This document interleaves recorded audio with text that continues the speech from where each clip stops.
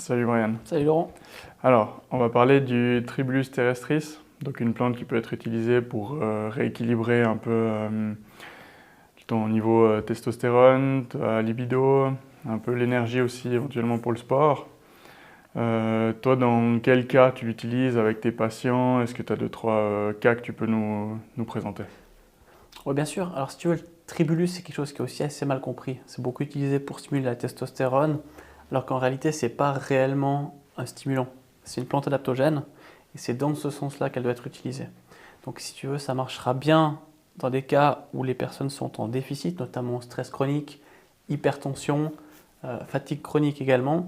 Ça marche aussi bien chez l'homme que chez la femme, mais ce n'est pas un effet direct sur la testostérone. L'effet, il est un petit peu plus, si tu veux, il est décalé. L'effet principal fonctionne sur l'oxyde nitrique, monoxyde d'azote.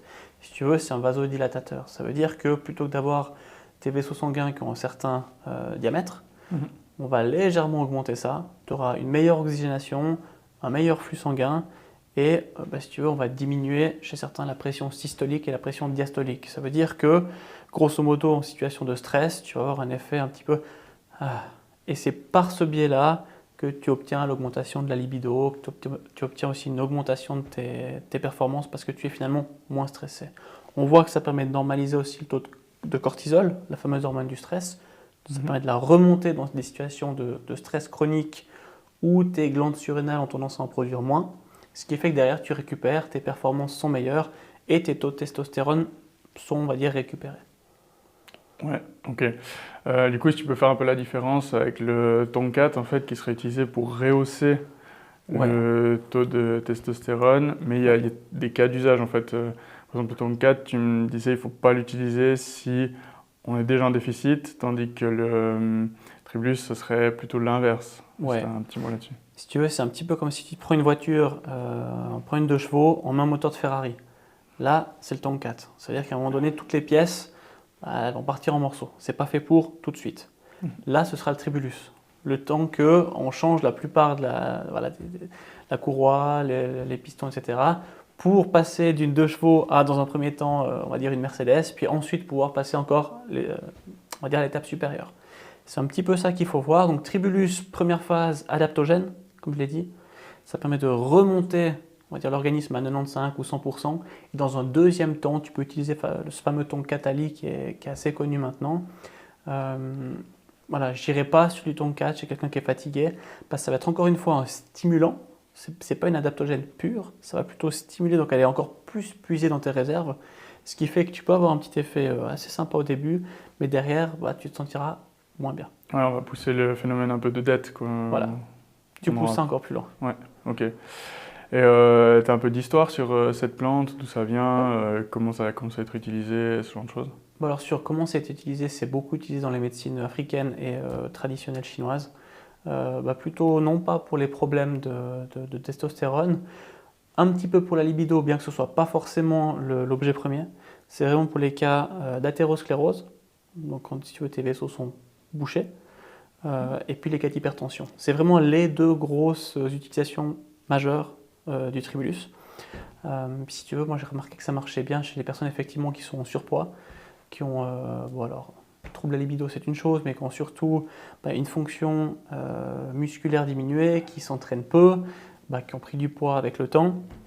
Dans ce cas de figure-là, le tribulus, ça va les stimuler.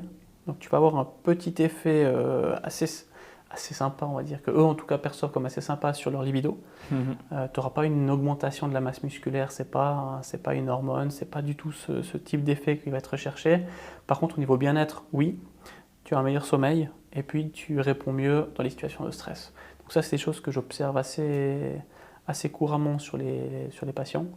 Je ne suis pas un grand fan du tribulus dans le domaine sportif, parce que là, il n'y a que très peu de résultats positifs, à moins que le sportif soit aussi dans un cas de figure stress chronique. Et les effets, c'est pas ça. Même si tu regardes au niveau des études, rien de démontré au niveau athlétique. Par contre, un effet positif sur le cortisol, sur le monoxyde d'azote et puis sur l'inflammation en général. Ouais, ok. Alors, donc plutôt pour les personnes en surpoids Et puis, tu as un régime ou une adaptation dans le régime qui pourrait encore amplifier L'effet? Ouais. l'effet. Alors, si tu veux, alors j'ai dit que c'était sur le surpoids, c'est pas forcément que sur le surpoids. Tu as aussi des personnes qui sont même en sous-poids ou tu as des personnes qui ont un poids tout à fait normal, chez qui le tribulus aura un effet. Encore une fois, c'est des personnes qui ont tendance à être stressées de manière chronique. Tu prends typiquement un cadre d'entreprise qui est tout le temps sous stress.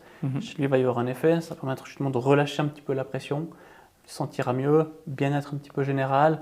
Et dans ce sens-là, comme je te le disais, la libido va remonter un petit peu. C'est ce qu'on voit sur la majorité des forums et des études. Ça a été fait dans ce sens-là pour essayer de démontrer. Mais souvent, c'est un petit peu, voilà, c'est pas concluant et l'effet, il n'est pas forcément significatif. Par contre, ce qu'on observe vraiment, c'est que dans des situations très précises, stress chronique, fatigue chronique, là, ça marche bien. Donc voilà, plutôt utilisé dans ces cas de figure-là, sinon ça aura peu d'effet, puis on sera souvent déçu. Ok, et puis du coup, est-ce que c'est un produit que tu pourrais utiliser en synergie avec d'autres? Et de ce deuxième temps, est-ce que tu as des façons de choisir un bon tribulus en complément?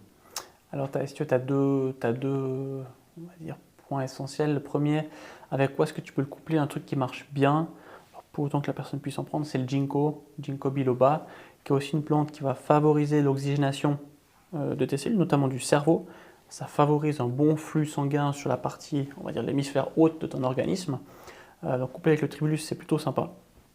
Ça marche bien, renforce les effets. Ratio 2 tiers, 1 tiers, 2 tiers tribulus, 1 tiers ginkgo. Et puis voilà, les dosages souvent utilisés, on va dire, du tribulus, tu es sur entre 200 et 400 mg 1 à 2 fois par jour. Là, ça fonctionne relativement bien. Et un truc important, c'est de regarder qualitativement, est-ce que ça contient une quantité standardisée de saponine. C'est le principe actif, c'est celui-là qui fonctionne bien.